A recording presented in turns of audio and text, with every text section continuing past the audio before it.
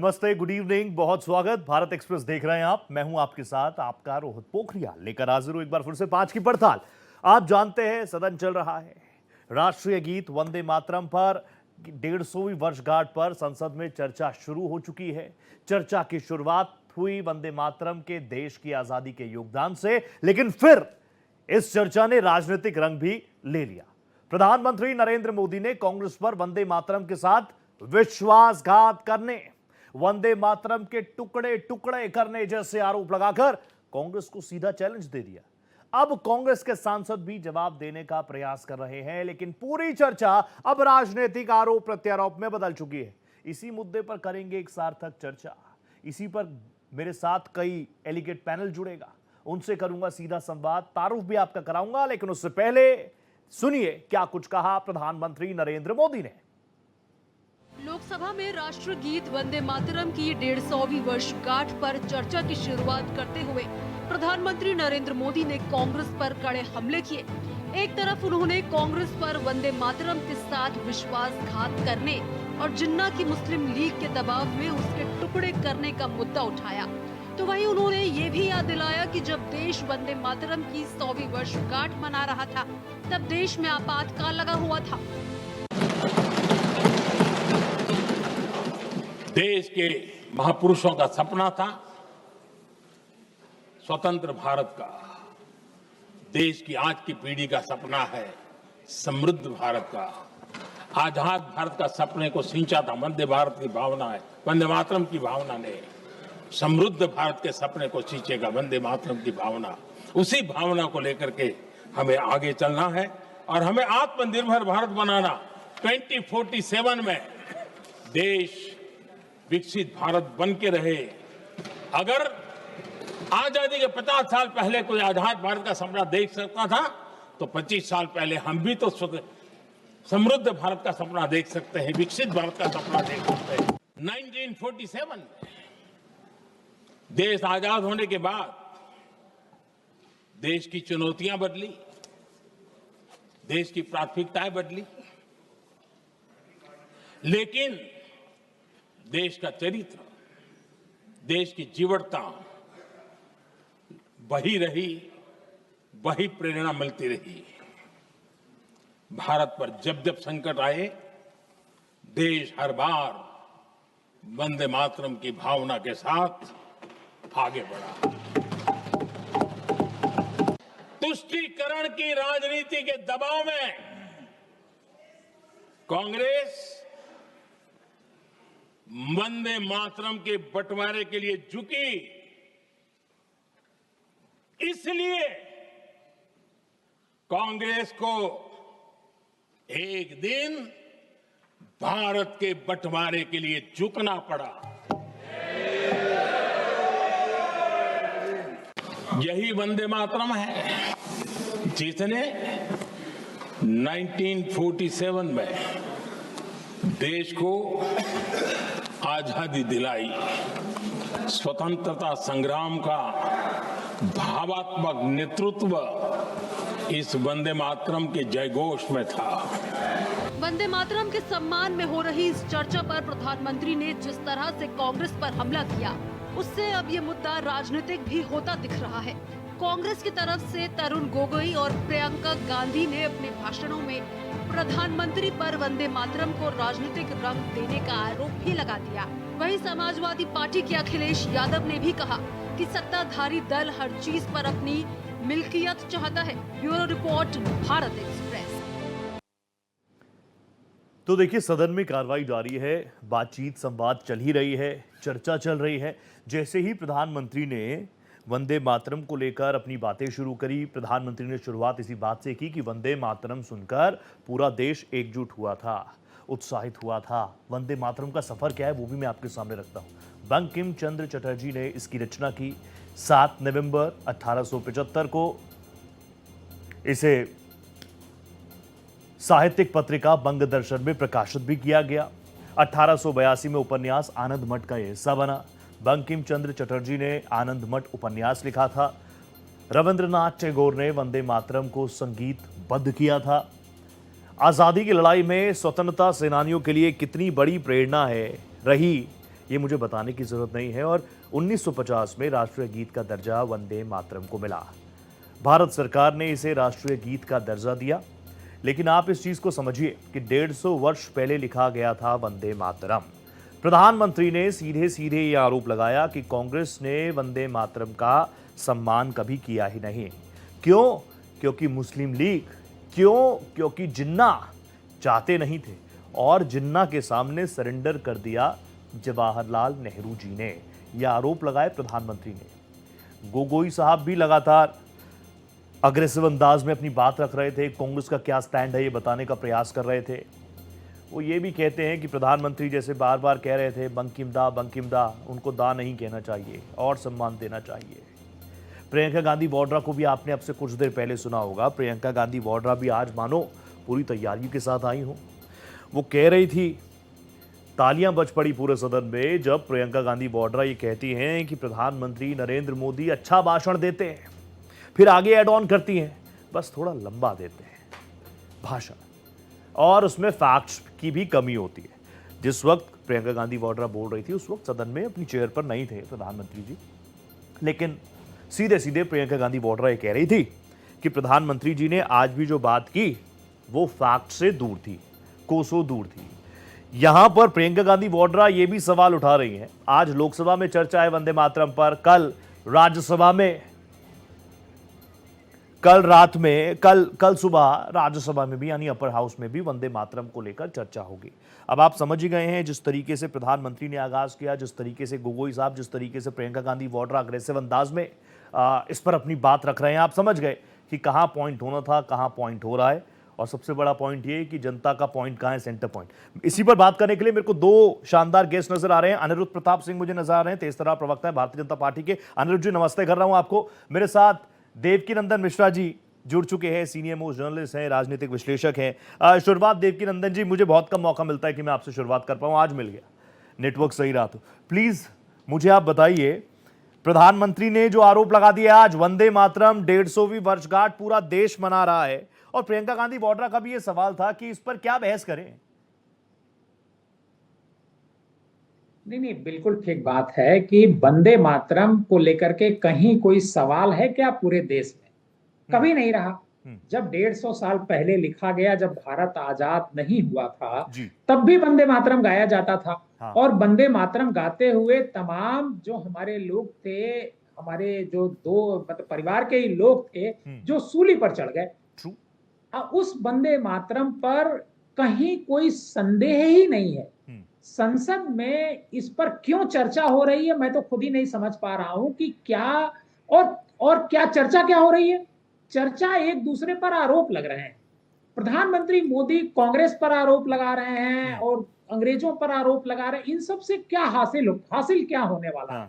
देखिए, वंदे मातरम के बारे में अगर भारतीय जनता पार्टी की बात की जाए, आप बताइए कभी आरएसएस ने वंदे मातरम गाया? कभी गाया?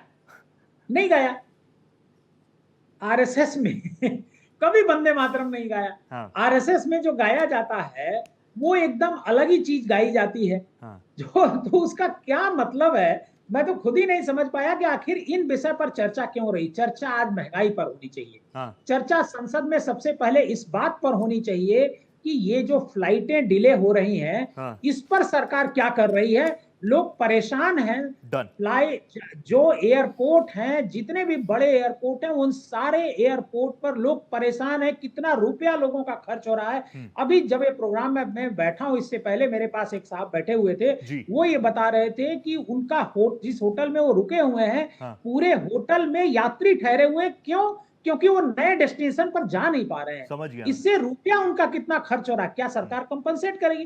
चर्चा इस पर होनी चाहिए कि इंडिगो को कैसे सरकार सही करेगी। लेकिन देवकी सर, वो तो ये कह रहे हैं कि 150वां वर्ष है, ये हम सबके लिए गौरव की बात है। अगर भारत की सदन में, लोकतंत्र के मंदिर में, लोकतांत्रिक देश में, मंदिर क्या हमारी संसद, वहां पर हम उनको ट्रिब्यूट दे रहे हैं। भाई देखिए, ट्रिब्यूट बिल्कुल दीजिए। 8-10 घंटे की चर्चा उस पर मंजूर की गई। कल राज्यसभा में चर्चा होगी, आप जैसा बता रहे हैं जी, कल है। तो मुझे नहीं लगता। देखिए, मैं इंडिपेंडेंट तौर पर यह कह सकता हूं कि वंदे मातरम को लेकर के देखिए चर्चा तो उस विषय पर होनी चाहिए जिसपे कुछ विवाद हो, कोई सवाल हो। बिल्कुल सही बात। जिस पर कोई सवाल ही नहीं है, उस पर चर्चा करने का क्या मतलब है? Done, जैसे Dev क्या है, क्या पूरे देश के जो 150 करोड़ लोग हैं, हाँ। वो वंदे मातरम पर कोई सवाल खड़ा कर रहे हैं? ठीक वो है, देव वंदे मातरम Done. नहीं गा मैं रहे पूछ हैं? लेता हूं, हो सकता है इस- कुछ चीजें आपकी समझ में ना आ रही हो, मेरी समझ में ना आ रही हो। आप और हम तो नहीं, मानते नहीं, हैं ये ना कि हम पूरी रोज। तरीके से हाँ भारतीय दरअसल क्या है कि हाँ वंदे मातरम 30 के सेकंड सर, कुछ फिर मैं एक बार ओपनिंग ले लूं, फिर आपको वापस प्लेटफॉर्म दूंगा। वंदे 30 सेकंड। मातरम हाँ के कुछ जो पैरा हैं, हाँ उसको लेकर के शुरू से ही डिस्प्यूट रहा है। ठीक है। बीजेपी उस डिस्प्यूट के बहाने अपनी राजनीतिक जमीन वेस्ट बंगाल में तलाशना चाहती यही है। बात प्रियंका गांधी इस वाड्रा वजह ने से कही। Perfect sir. देवकी सर, एक ओपनिंग आ गया, एक बार ओपनिंग ले लूं, उसके बाद आप ही का प्लेटफॉर्म है, आपको पता है। प्रोफेसर साहब मैं आपके पास आ गया, मदन मोहन सर, गोयल साहब मैं आपके पास आ गया। गोयल साहब प्लीज आप मुझे बता दीजिए, आप पूर्व कुलपति भी रहे हैं, शिक्षाविद रहे हैं, आप लोगों से भी संवाद करते हैं, लोग आपको देखते हैं, लोग आपको सुनते हैं। मैं आपसे जानना चाह रहा हूं, 150वीं वर्षगांठ वंदे मातरम की, और उस पर सदन में आज लोअर हाउस में, कल अपर हाउस में चर्चा, ये देश को, समाज को शिक्षित कर रहा है कि विभाजित कर रहा है? Please clear me sir. Rohit ji, ईमानदारी के साथ बताऊं आपको, प्लीज सर, प्लीज। मैं एक नीडोनॉमिक स्कूल ऑफ थॉट को रिप्रेजेंट करता हूं, perfect. Which is Gita inspired. Wow. Gita inspired needonomics means economics of needs. Perfect. जहां तक मेरे देश की पार्लियामेंट की बात है, जो debate for the sake of debate करते हैं, हाँ। कई इश्यूज के ऊपर डिबेट नहीं होती। पॉलिटिशियन चाहे पावर में हो चाहे अपोजिशन में हो, जी।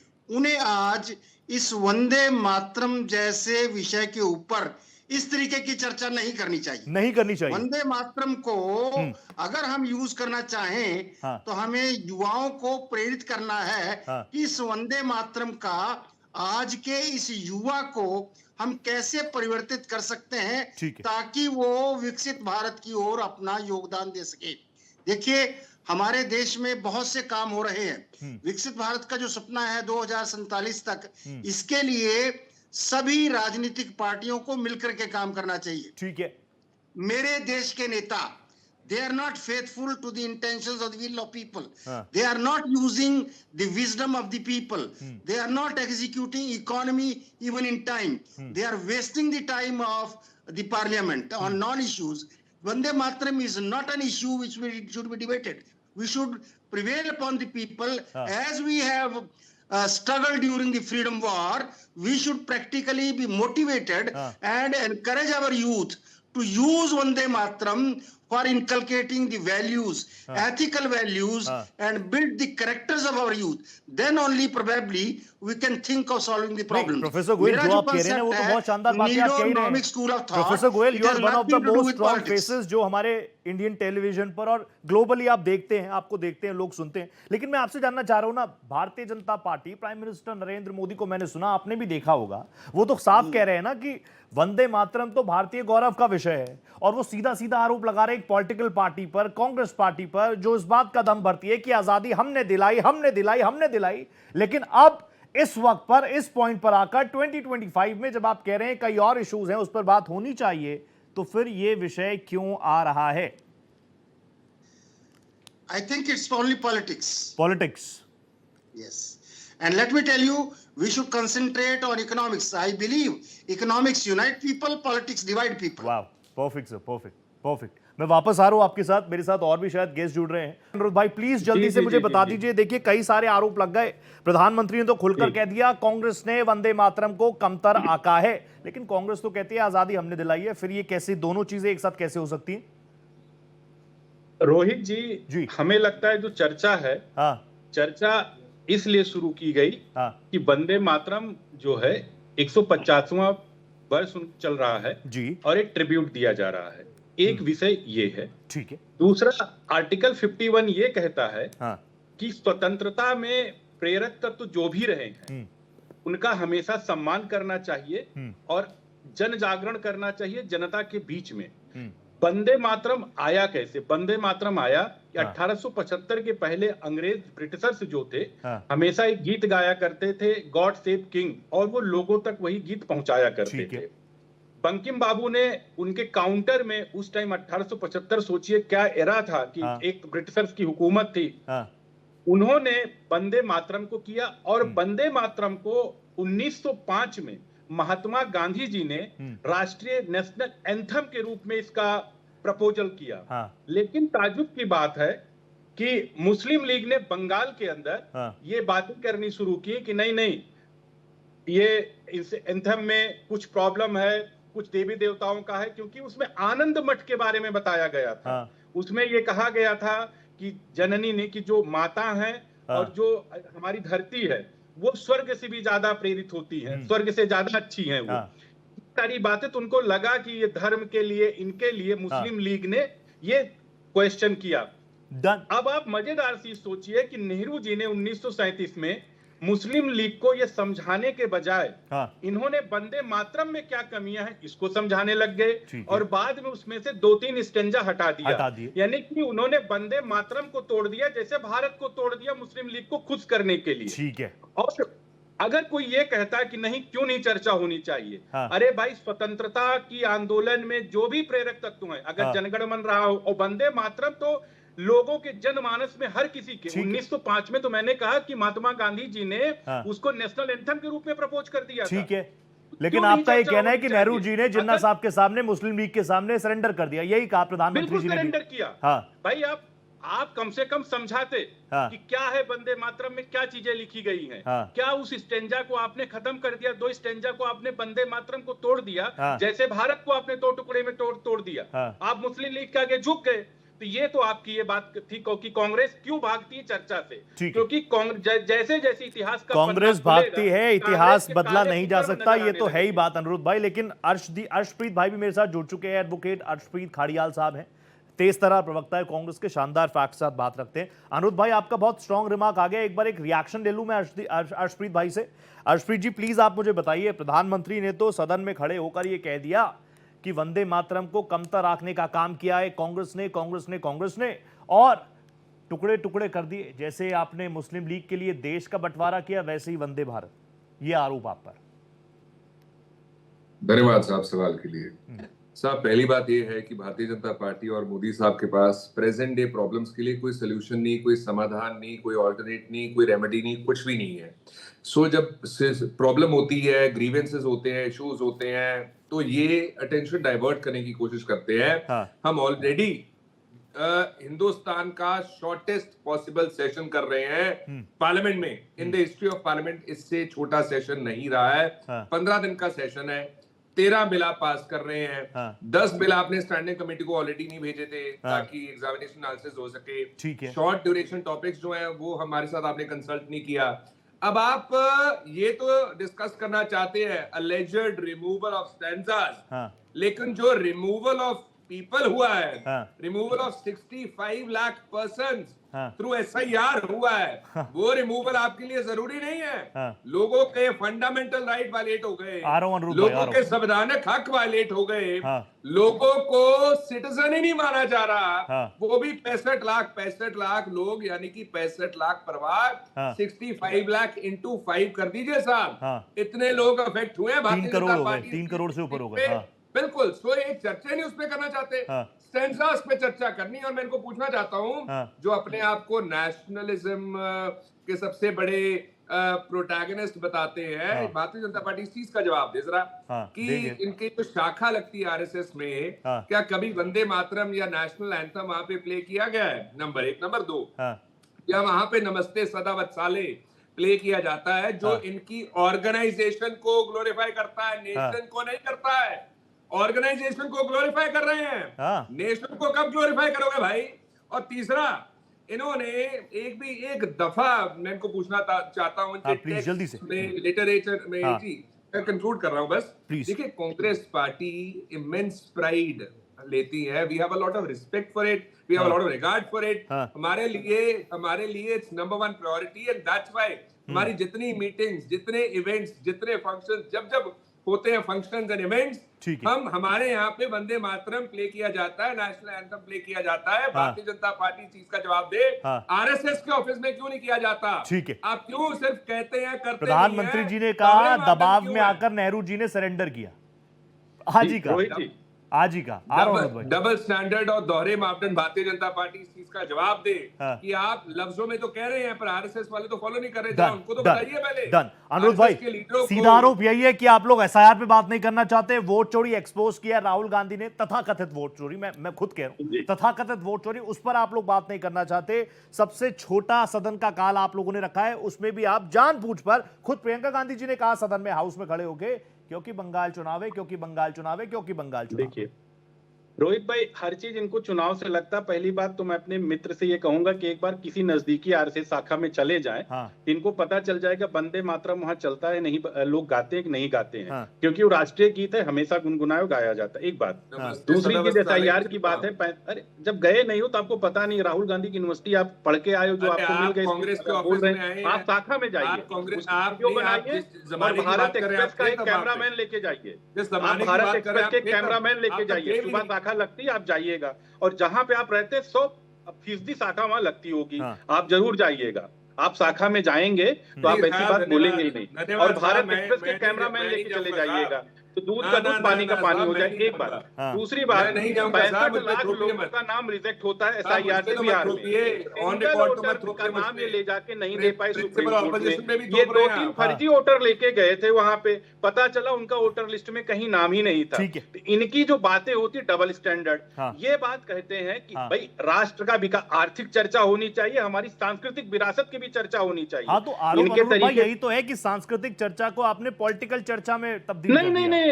सांस्कृतिक विरासत की चर्चा जैसे भगवान राम के मंदिर का बात होती थी रामलला के, तो ये राम के अस्तित्व को मानते नहीं थे। 22 वकील कोर्ट में खड़े कर देते थे। ये कहते थे, कपिल सिब्बल इनके जो वकील थे और सपा के राज्यसभा सांसद, वो कहते थे इस साल फैसला जज मत दीजिए, नहीं तो चुनाव में बड़ी दिक्कत हो जाएगी, ये हो जाएगा, वो हो जाएगा। चीज को कांग्रेस ने चुनाव से जोड़ दिया, रखे हुए थे। समझ गया, ये आरोप आ गया कांग्रेस के लिए। रोहित भाई बता, प्लीज 40 सेकंड्स मोर। एक मिनट, आपने जो इल्जाम लगाया, आप मुझे एक तरफ आ रहा हूं, खाड़ियल साहब आ रहा हूं, आपको पूरा मौका दूंगा। खाड़ियल भाई, खाड़ियल साहब आ रहा हूं आपके पास, एक बार वो कंप्लीट कर ले, लेट हिम कंप्लीट। 30 सेकंड अनुरोध भाई, 30 सेकंड अनुरोध भाई, आ रहा हूं, I will give you more time. आज वंदे मातरम पे चर्चा आवश्यक है, 150वां वर्ष चल रहा है, और कल क्या कहते हैं, चुनाव सुधार पे चर्चा होनी है। बस चर्चा की 14 बिल टेबल है, भाग के तो राहुल गांधी जाते, कियोस्क राहुल गांधी क्रिएट करते हैं। 10 सेकंड 20 सेकंड्स तुरंत आ रहा हूं, देव सर 20 सेकंड दीजिए। Thank you. देखिए, मैं विनती करूंगा, मोदी साहब की हिस्ट्री देख लेते हैं पार्लियामेंट में।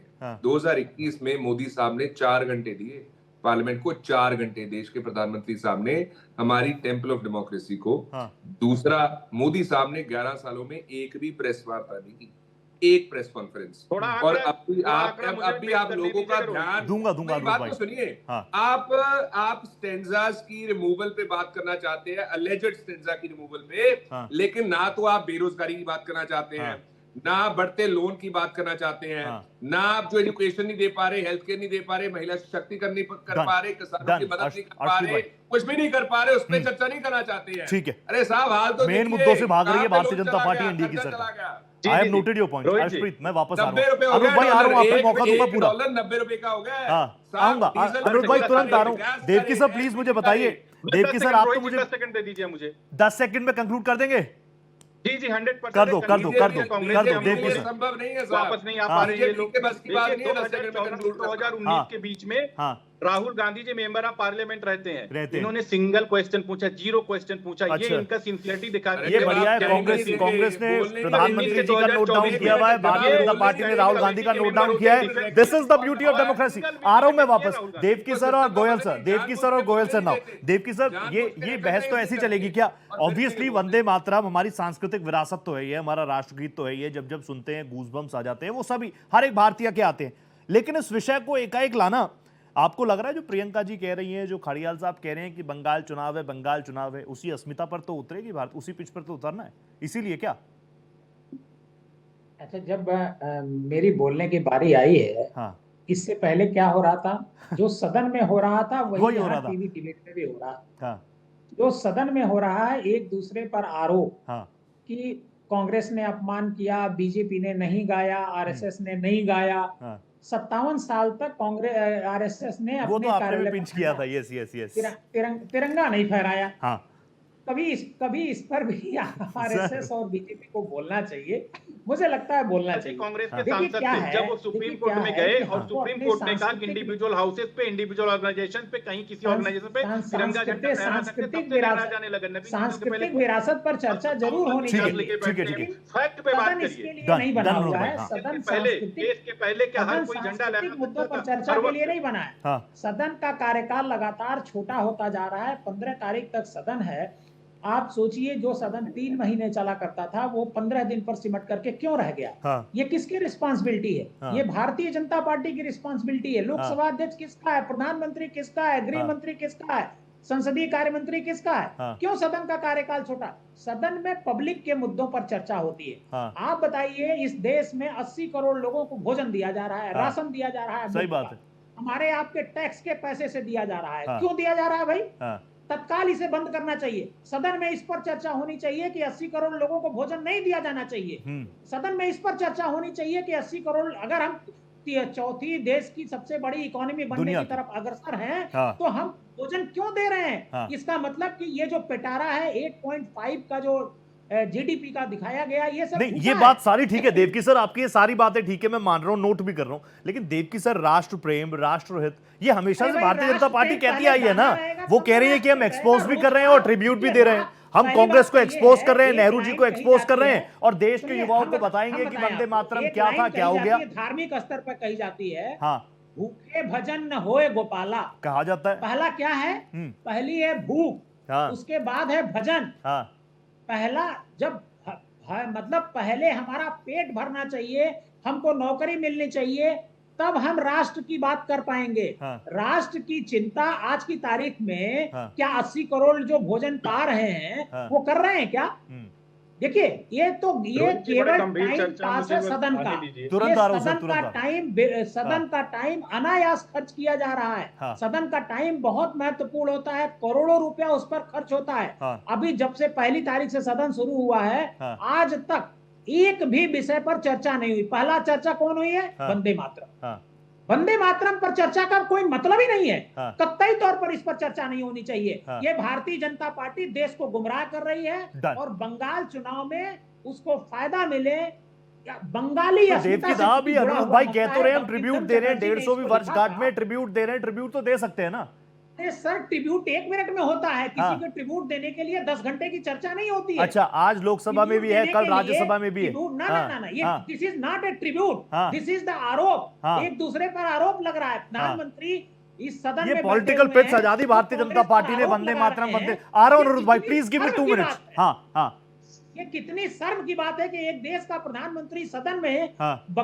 इस वंदे मातरम को लेकर के हाँ। कांग्रेस पर आरोप जड़ रहे हैं। हाँ। अरे भाई, प्रधानमंत्री जी उसकी महत्ता की देवकीदा बात करते, देवकीदा वो आरोप उन्होंने थोड़ी ये लगा रहे, वो बताया तो होता लेटर कि पढ़ रहे थे कि क्या कुछ आजादी लिखा, में नेहरू जी ने, भारतीय बोस जनता जी को पार्टी क्या का लिखा, वो तो योगदान लेटर है। पढ़ रहे थे उनका। उन्होंने ये बताया होता कि आजादी में आरएसएस का क्या योगदान है। हाँ। उन्होंने ये बताया होता कि सावरकर का आजादी में क्या योगदान है। हाँ। ये सब नहीं बताया। हाँ। उन्होंने कांग्रेस पर आरोप लगाया। तो कि ये तो कांग्रेस बताते ने हैं, ये बताया है, बताया है, देवकी सर बताया है, हमारी डिबेट में बताया है कि ये केवल आ रहा और केवल हूं। प्रोफेसर पॉलिटिक्स गोयल नाउ है ऑन स्क्रीन। और प्रोफेसर सदन गोयल का प्लीज आप समय मुझे ज़ाया बताइए। हो रहा है। प्रोफेसर गोयल, ये वैसे तो आपने अपने शुरुआत के ही रिमार्क्स में बहुत ही मैच्योर बात रख दी कि किन किन मुद्दों पर बात होनी चाहिए। आप खुद शिक्षाविद भी हैं, लोग आपको देखते हैं, सुनते हैं। मैं पहले भी कह चुका हूं, देश में नहीं, विदेशों में, ग्लोबली आपको लोग सुनते हैं। प्लीज आप मुझे बताइए ना, अब ये विषय शिक्षा से आगे निकल गया क्या? अब इस पर प्योर एंड प्योर पॉलिटिक्स ही हो रही है क्या, और इसकी जरूरत क्या? रोहित जी, ये बहुत अनफॉर्चुनेट है हाँ। कि we believe in blame game, war of words. हाँ। Parliament is not meant for war of words. There should be healthy criticism of the government also. There is no problem about it. ठीक है। ऐसे ही government को भी non issues को issue बना करके debate नहीं करना चाहिए। हाँ। मेरा ये मानना है कि इस समय जब हम विकसित भारत का सपना देख रहे हैं, हमारे सामने सस्टेनेबल डेवलपमेंट गोल्स 2030 भी सामने खड़े हैं। नीति आयोग उसके लिए कह रही है कि हम बहुत अच्छा कर रहे हैं, लेकिन मेरा ये मानना है कि सस्टेनेबल डेवलपमेंट गोल्स के जो 17 टारगेट्स हैं, हाँ। उनमें से 5 टारगेट क्वालिटी ऑफ एजुकेशन के हैं। नेशनल एजुकेशन पॉलिसी को अगर हम चिंतन करें, हाँ। जो एक 66 पेज का डॉक्यूमेंट है, हाँ। और जिसमें 27 हेडिंग में डेवलप किया गया है। हायर एजुकेशन 9वें हेडिंग से 17 हेडिंग तक है, जिसमें क्वालिटी ऑफ एजुकेशन को इंप्रूव करने की बात कही है। Okay. वहां हम इंडियन सिस्टम ऑफ एजुकेशन को हॉलिस्टिक एजुकेशन की बात करते ठीक है हैं, सर। वहां इस तरीके के विरोधाभास करके हमें युवाओं को गुमराह नहीं करना चाहिए। प्रोफेसर गोयल, मैं हमें आपकी बातों को वंदे बहुत, मातरम सिर्फ को, मैं ही नहीं, युवा, वंदे देश का मातरम- युवा आपको सुन रहा होगा। आपको नहीं लगता कि पहले क्या हुआ, मतलब obviously you are very senior, हम आपको देखते हैं, हमारे गोल्स होने चाहिए आसमान पर, लेकिन पैर होने चाहिए जमीन पर। अपनी बेस के साथ हमें जुड़ा रहना चाहिए। बेस जितना मजबूत होगा, आपको नहीं लगता बीजेपी, भारतीय Janata party, prime minister Narendra Modi, जिनके देश में नहीं विदेशों में लाखों करोड़ों फॉलोअर्स हैं, अगर वो आज की जनरेशन को पुरानी रूट्स की बातें बता रहे हैं, आपको नहीं लगता दिस इज हेल्पफुल? देखिए, रूट्स के बारे में बात करना चाहिए, लेकिन ये अनक्रिटिसिज्म करके नहीं। ठीक है। This is unfortunate. तरीका अच्छा होना चाहिए। हिस्ट्री से हमें सीखना चाहिए, ना कि हम सिर्फ आज भी क्रिटिसाइज करते रहे। अपने बुजुर्गों को हम क्यों कभी करते हैं क्रिटिसाइज? इसी तरीके से सही बात है। प्राइम मिनिस्टर को भी एक्सेप्ट करना चाहिए हाँ। कि उस समय के प्राइम मिनिस्टर ने जो भी निर्णय लिया देश के हित में किया।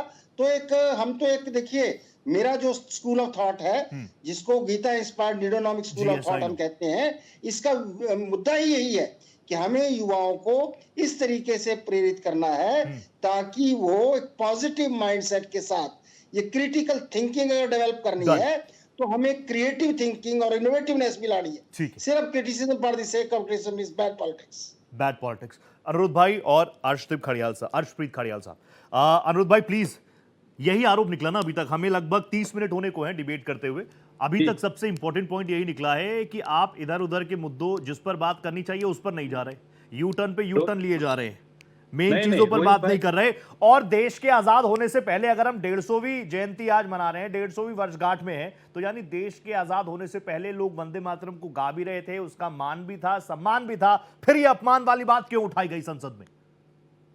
रोहित भाई देखिए, बात ये हो रही थी कि हमारे कोई मित्र कर रहे थे, रोजगार की बात होनी चाहिए, इनकी बात होनी चाहिए। देवकी नंदन जी कर रहे थे जी। अभी अल्फला यूनिवर्सिटी के जो डॉक्टर थे बेरोजगार थे, क्या रोजगार ही था वो डॉक्टर थे, अच्छी खासी हैंडसम सैलरी उनके पास था, और वो आतंकवादी बने बम फोड़ रहे थे। देखिए, जो ये मानसिक विकलांगता है ना, कि हमें सिर्फ इसकी बात करनी चाहिए, उसकी बात, हम अपने सांस्कृतिक विचारों की बात नहीं करनी चाहिए। अगर रामचरितमानस पढ़ते हैं तो उसमें हमें त्याग दिखाया गया, कर्तव्य सिखाया गया है। अगर हम रामचरितमानस पढ़ते हैं तो उसमें त्याग और कर्तव्य दिखाया गया है कि पिता के पुत्र का, पुत्र के पिता के प्रति, भाई का भाई के, राजा के प्रजा के, प्रजा के राजा, इस तरीके से पूरा कर्तव्य है लोगों का। लेकिन कांग्रेस के जो लोग हैं, विपक्षी लोग हैं, उन्होंने संविधान में फंडामेंटल ऑफ राइट्स तो पढ़ लिया, लेकिन फंडामेंटल ऑफ ड्यूटी कभी नहीं पढ़े, क्योंकि फंडामेंटल राइट से फ्रीडम मिलता है और फंडामेंटल ड्यूटी से रिस्पॉन्सिबिलिटी मिलती है। तो उस रिस्पॉन्सिबिलिटी से ये लोग भागते हैं। भाई, अगर वंदे मातरम ने हमारी स्वतंत्रता आंदोलन में एक प्रेरक तत्व का काम किया है, जनमानस उससे जागा है, तो क्यों न चर्चा करनी चाहिए, क्यों न ट्रिब्यूट देना चाहिए। और 1905 में महात्मा गांधी ने ओरिजिनल जो वंदे मातरम था उसको उन्होंने नेशनल एंथम के रूप में प्रपोज किया, और जवाहरलाल नेहरू जी ने 1937 में मुस्लिम लीग के आगे घुटने टेक के उसके टुकड़े कर दिए। आप ये किसको बताना चाह रहे हैं? देश को बताना चाह रहे हैं ना आप? ये आप कांग्रेस को एक्सपोज करना चाह रहे हैं ना? अब दूसरी बात आती है, लोग कहते हैं चर्चा नहीं होनी चाहिए। हम विजयदशमी मनाते हैं ना, रावण ने तो पता नहीं त्रेता युग में गलती की हुई थी, लेकिन आज भी हम बताते हैं कि रावण ने गलत किया था। क्यों? इसलिए नहीं, ऐसा संस्कार नहीं करना चाहिए। क्या पहले खुले में शौच होता था? ठीक है, शौच होता था खुले में, लेकिन क्या इसका मतलब ये नहीं कहना चाहिए कि आज भाई खुले में शौच होने से ये नुकसान होता है? उस चर्चा से भागना वो तो हम सभ्यता में बढ़ते गए ना, सिविलाइज हो गए। आपने रावण का जिक्र कर दिया, किसको रावण? सिविलाइज्ड होते हैं तो हमें अपनी पुरानी चर्चा को करना पड़ेगा, तभी तो इनोवेशन होगा, ठीक है, तभी तो हम नवाचार कर पाएंगे। भाई उस टाइम ऐसा हुआ था, ये हुआ था, ठीक है, क्यों ना चर्चा होनी चाहिए? ये तो कह देते भाखड़ा नागल बांध नेहरू जी ने बनाया, इसने इन्होंने बनाया, तो उस टाइम पर ये भी कहा जाएगा साई चीन किसने उठा के दिया, पीओके की समस्या किसने डेवलप किया?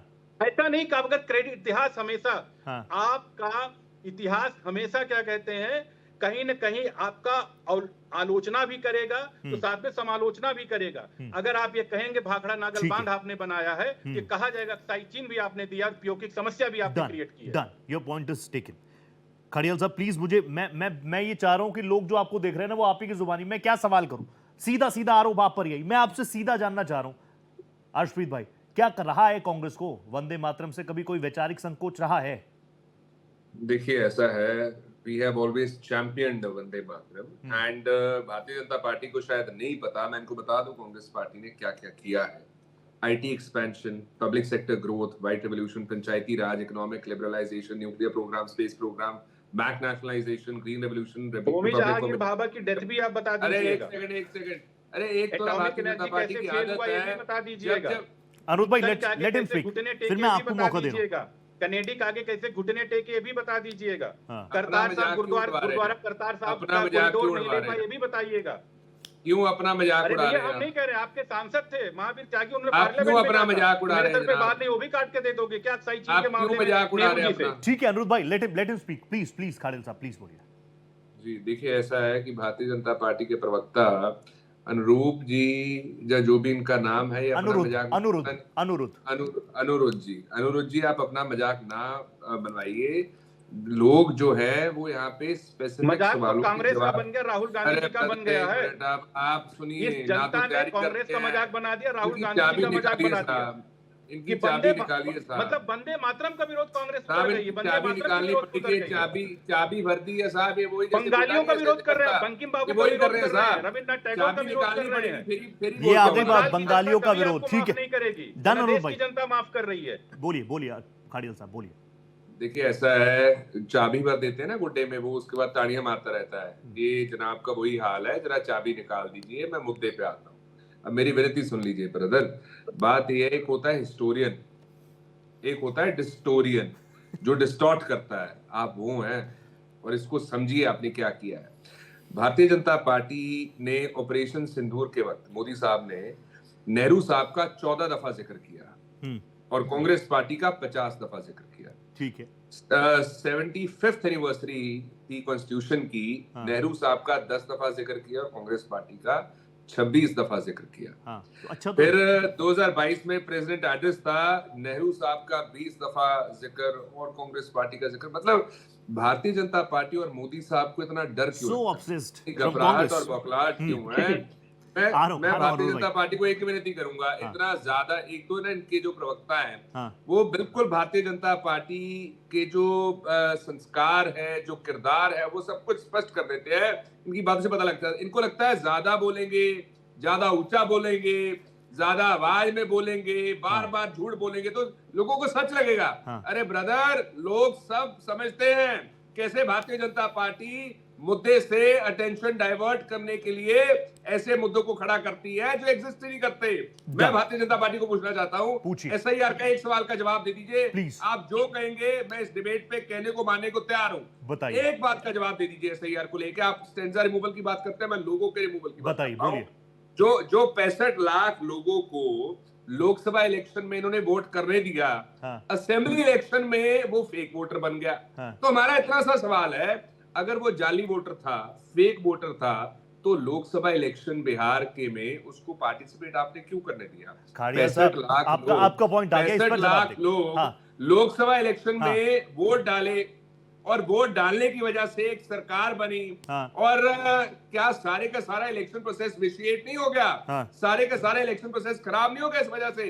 क्योंकि इसमें फेक वोटर्स ने वोट डाली और ये भारतीय जनता पार्टी और SIR इस चीज को प्रूव करती है कि 65 लाख लोगों को निकाला पड़ गया और जो 21 लाख जिन्होंने लोकसभा में वोट नहीं डाली उन्होंने असेंबली इलेक्शन में वोट डाल दी। तो 86 लाख का जो नंबर है, इस पे कोई जवाब भारतीय नहीं, मैं कह रहा हूं इस पर जवाब लो, इस पर जवाब लो। इस वजह से डॉज, डाइवर्ट एंड डिफ्लेक्ट करने की कोशिश कर रहे हैं। मैं तो इनको एक ही बात कहूंगा, तैयारी करके आया कीजिए, रट्टा लगा के आया कीजिए। अर्शप्रीत भाई, उनकी तैयारी मैं क्या बोलूं। अर्शप्रीत भाई, आप अभी बिहार कर रहे हैं, वो लोग बंगाल कर रहे हैं।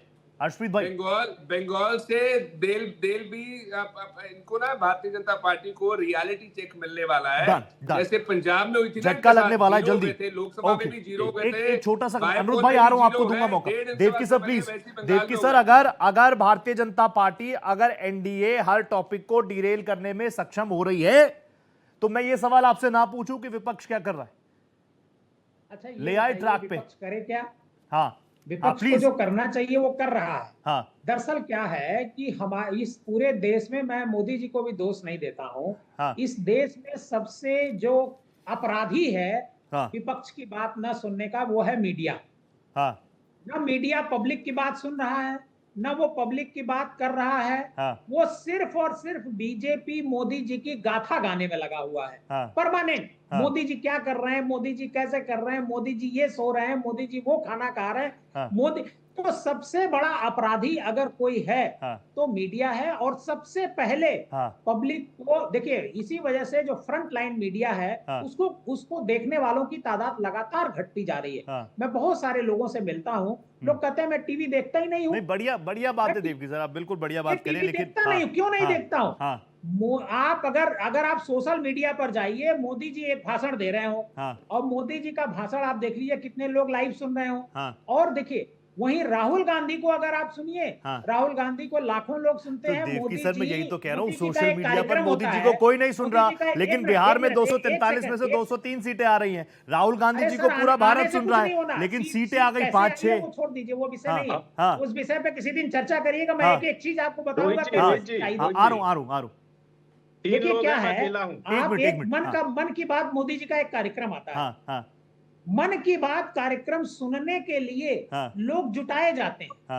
अब पहली बार ऐसा हो रहा है कि देश के प्रधानमंत्री कोई बात मन की कर रहे हैं। देवकी सर, वो कहते हैं 8 करोड़ से अधिक सबसे बड़ी विश्व की सबसे बड़ी पार्टी है, उनके लोग तो सुनेंगे ही ना। कितने हास्यास्पद। मैं समझ रहा हूँ इस बात को, मैं समझ रहा हूँ। वंदे मातरम की 150वीं वर्षगांठ पर आप जानते हैं सदन में चर्चा चल रही है।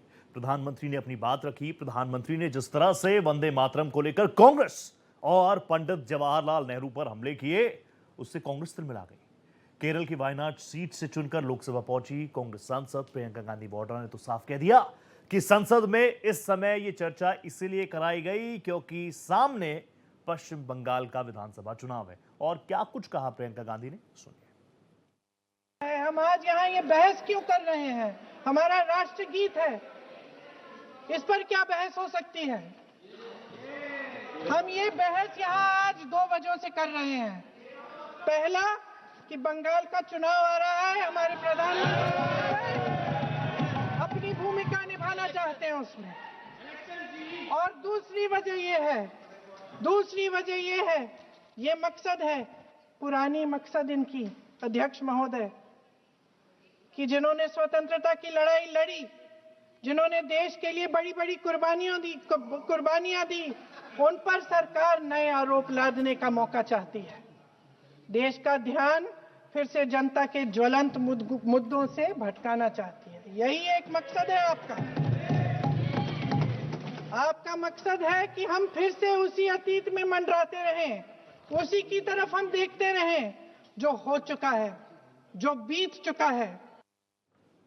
तो अग्रेसिव अंदाज में प्रियंका गांधी वाड्रा को आपने सुन लिया। उन्होंने ये भी कहा कि प्रधानमंत्री बहुत अच्छा भाषण देते हैं, लेकिन लंबा देते हैं और फैक्ट्स के इधर उधर रहते हैं। वो क्लियर भी कर रही थी, वो कुछ और चीजें भी लेकर आई थी, वो एक लेटर भी पढ़ रही थी कि क्या कुछ लिखा था बोस ने नेहरू जी को, नेहरू जी ने सुभाष चंद्र बोस को, नेताजी को। इसी पर हम एक सार्थक चर्चा कर रहे हैं। मेरे साथ प्रोफेसर वेदव्रत तिवारी जी भी जुड़ चुके हैं, जाने माने इतिहासकार हैं।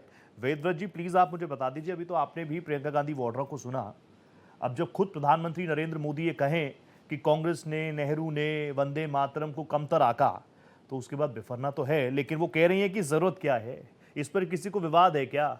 वंदे मातरम तो हम उसकी 150वीं वर्षगांठ मना रहे हैं, आजाद होने से पहले हम उस गाने को गाते थे, मान भी था, सम्मान भी था, इस पर चर्चा क्यों? और उसका जवाब भी दिया उन्होंने, क्योंकि सामने बंगाल चुनाव। पहली चीज तो पूरे आपके चैनल के माध्यम से देश को बधाई देना चाहता हूं कि एक बड़ा ऐतिहासिक क्षण है हम सभी के लिए कि 150 वर्ष हमने पूरे किए हैं इस महान राष्ट्रगीत के। और ये बात जो है वो ऐतिहासिक अगर परिप्रेक्ष्य में देखें तो सबसे पहले 1870s में बंकिम चंद्र चटर्जी जो है वो इस गीत की रचना कर रहे हैं। और अगर आप उस दौर के इतिहास को देखें तो अंग्रेज हिंदुस्तान में आ चुके थे, प्लासी और बक्सर की लड़ाई बंगाल के नवाब हार चुके थे और हिंदुस्तान एक गहरे आर्थिक विपन्नता की तरफ जा रहा था। और ऐसे समय में आप देखिए कि कितना बड़ा आंदोलन और खुद सन्यासियों ने, भारत की चेतना, भारत की राष्ट्रीय चेतना कितनी महत्वपूर्ण है। और ये वो दौर था कि जब, और 1770s के आसपास में ऐसा जो है, क्योंकि अंग्रेज हावी थे, मतलब वो कॉलोनाइज कर चुके थे, उपनिवेश बना चुके थे, तो एक आदेश आया अंग्रेजी हुकूमत का कि वो क्या करे कि वो अब जो है स्कूलों में और संस्थानों में गॉड सेव्स क्वीन करके ये गाना गाया जाएगा। तो हालांकि बंकिम चंद्र खुद भी जो है वो सरकारी मुलाजिम थे, लेकिन उनको ये बात रास नहीं आई और इसी की प्रतिक्रिया में उन्होंने, आप देखें कि वो एक महान राष्ट्रगीत वंदे मातरम लिखते हैं, जो शुरुआती 2 स्टैंजा संस्कृत में होते हैं। बाद में जब वो आनंद मठ उपन्यास लिखते हैं, जहाँ पे वो सन्यासी विद्रोह की चर्चा करते हैं, वहां पे इस गीत को महत्वपूर्ण स्थान देते हैं। और उसके बाद जी मैं आप ही बोलेंगे, मैं बस अपने दर्शकों के लिए और अपनी कंफ्यूजन भी दूर कर दूं। जो शुरू में लिखा था उसमें 2 ही स्टैंजा थे, राइट? जी जी। उसका जिक्र आज प्रियंका गांधी वाड्रा ने भी किया कि शुरुआत में 2 ही थे, फिर आपने जिक्र किया जो इतिहासकारों ने लिखा, फिर उसमें और भी एड ऑन्स हुए, वो ही हटे जो एड ऑन्स हुए हैं, यानी जो ओरिजिनल था वो तो ओरिजिनल है ही। जी।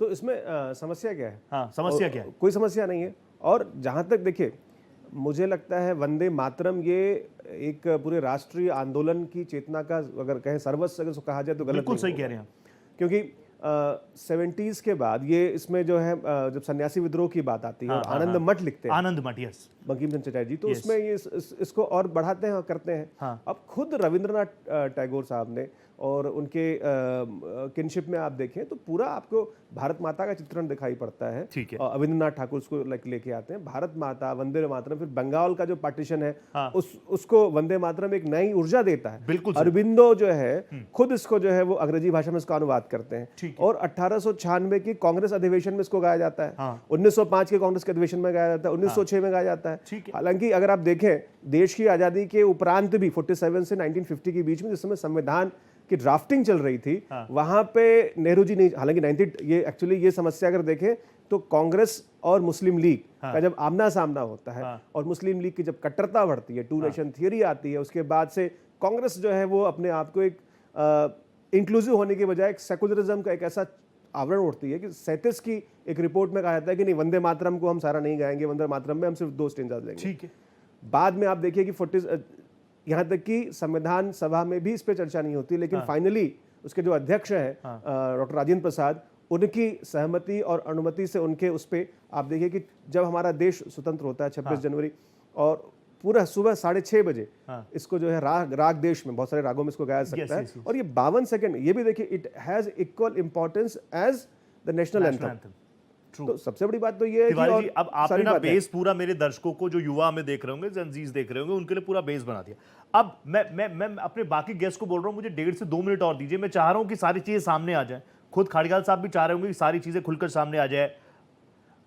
तिवारी जी, आप मुझे ये बताइए ना, तो फिर आज जब प्रधानमंत्री ये कहते हैं कि नेहरू जी ने, first prime minister of India ने, जिन्ना को नहीं पसंद था उसके सामने सरेंडर कर दिया, एक इतिहासकार की नजरों से, जो नए बच्चे आपको देख रहे होंगे, ये एक इतिहासकार की नजरों से कितना तथ्यपूर्ण आप इसको मान रहे हैं जो प्रधानमंत्री जी कह रहे हैं? देखिए, बहुत कुछ इतिहास में लिखा पढ़ा गया है।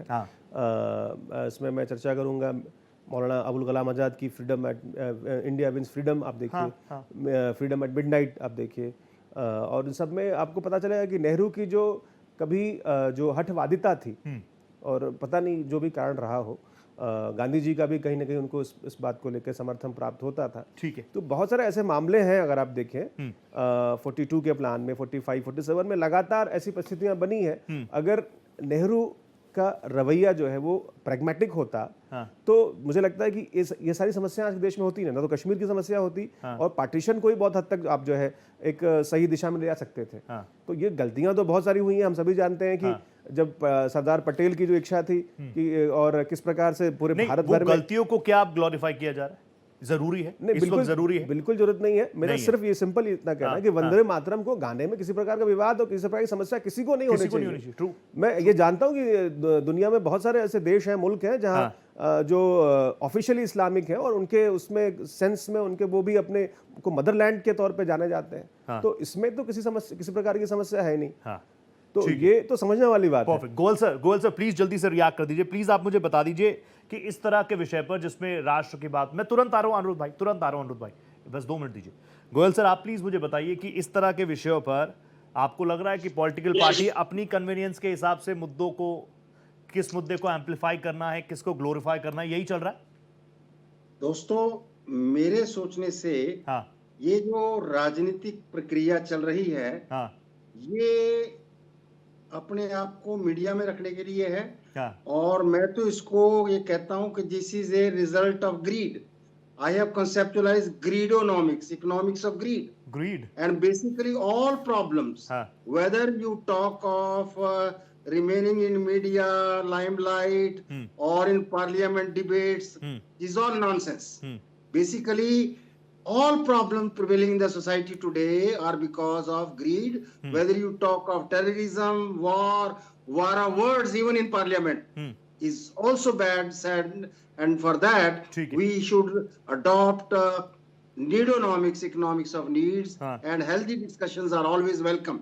Therefore, we should debate, discuss the issues of relevance, not making non-issues to be debatable in parliament, and time should not be wasted. Perfect. Anuruddh भाई प्लीज 1 मिनट दे पाऊंगा, फिर 1 मिनट खड़ियाल साहब को दूंगा। अनुरुद्ध भाई प्लीज आप मुझे बता दीजिए, क्या कांग्रेस की आलोचना करने से, नेहरू जी की आलोचना करने से राष्ट्रहित की ये भावना मजबूत करना चाहती है? होती भी है इससे क्या?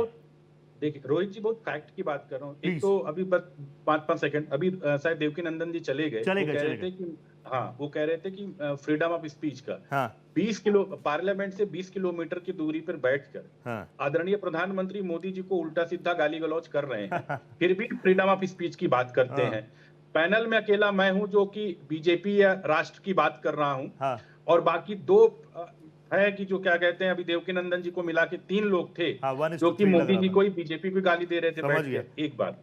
दूसरी चीज है कि अभी हमारे कांग्रेस के प्रवक्ता ने ये बोला कि 65 लाख वोटर का नाम रिजेक्ट होता, सिंगल एक वोटर को लेके ये लोग कोर्ट में नहीं गए, और 14 नवंबर को रिजल्ट आता है। 15 दिन बीत गए लेकिन कोई भी कोर्ट में नहीं गए चैलेंज करने के लिए। एक बात इससे समझ में आ जाती है। सेम हरियाणा में उठाया था बैटरी डिस्चार्ज का, 1642 पेज का इलेक्शन कमीशन ने उत्तर दे दिया था, इनको चुप हो गए थे। दूसरी बात, 1905 में 1882 में आनंद मठ का रचना होती है, उसमें 4 स्टेंजा प्रॉपर रहते हैं। उसके बाद 1905 में कांग्रेस का अधिवेशन में जब गाना, ये गीत गाया जाता है, तो उसमें 4 स्टेंजा गाया जाता है। मैं समझ गया, ये आरोप लग चुके हैं। खड़ियाल साहब अब मैं तो सीधा 1 मिनट दे पाऊंगा। I am going over. Anuruddh भाई I am going over. Khadiyal साहब आई एम गोइंग ओवर, लेकिन मैं आपको 1 मिनट दे रहा हूं। प्लीज मुझे बताइए, प्रधानमंत्री ने चैलेंज किया है, आज लोकसभा में बहस, कल राज्यसभा में, कांग्रेस इज रेडी। ये दोनों स्टेंजा गायब कर दिया था। पहले तो इनकी चाबी साहब, प्लीज खड़ियाल साहब please come to the point. देश का बंटवारा किया। अनुरुद्ध भाई please, I have noted your point sir. Anuruddh भाई आई हैव नोटेड। कलकत्ता के अंदर प्लीज खड़ियाल साहब कंक्लूड कीजिए, मेरे पे वक्त नहीं है ज्यादा। साहब इनकी जो चाबी है ना, हो गया बोलिए, वो निकालनी बड़ी जरूरी है भारतीय जनता पार्टी की, क्योंकि अच्छे मुद्दों पे, रेलेवेंट मुद्दों पे, प्रेजेंट मुद्दों पे, फ्यूचर मुद्दों पे चाबी निकल जाती है, फिर वहां बोलना नहीं, वहां कुछ करना नहीं। जो पास्ट के मुद्दे एग्जिस्ट भी नहीं करते। चलिए मैं राहुल गांधी जी की चाबी भर के खिलौना जितना चलता है, जितना जॉर्ज सोरोस ने भरा उतना गिना कंफर्म करके फिर बोलते रहना, फिर इंटरप्ट करते रहना। साहब इनसे क्या चर्चा करें, इनसे क्या बात करें, ये तो सुन के राजी नहीं। 10 कोई बात नहीं खड़ियाल साहब, मेरे को वक्त इतनी ज्यादा दे रहा है, मैं तो ये चाह रहा हूं। मैं जनता को 1 मिनट ही करूंगा। 20 second please, I am going over.